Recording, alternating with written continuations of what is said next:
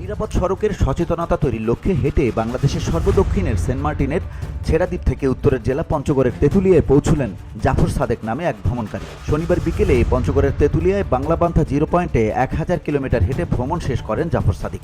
এ সময় বাংলাবান্ধায় অবস্থান করে জাফর সাদিকের সহকর্মীরা অভ্যর্থনা জানান।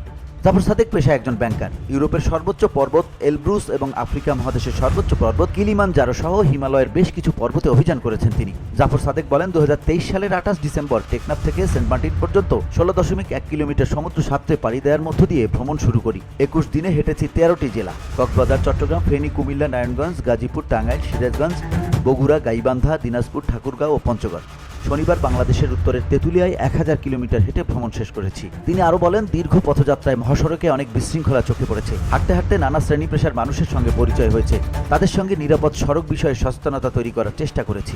আমাদের এই জনবহুল দেশে মহাসড়কগুলো যেন এক মরণ ফাঁদ।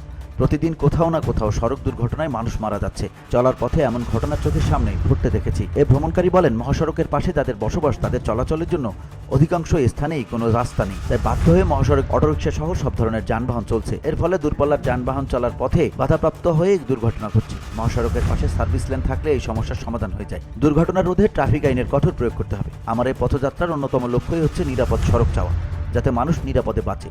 সুস্থতার জন্য মানুষ প্রতিদিন হাঁটে, ব্যায়াম করে, জীবনের জন্য ভ্রমণ করে নিজেদের জানতে পারে। VOD Bangla news desk.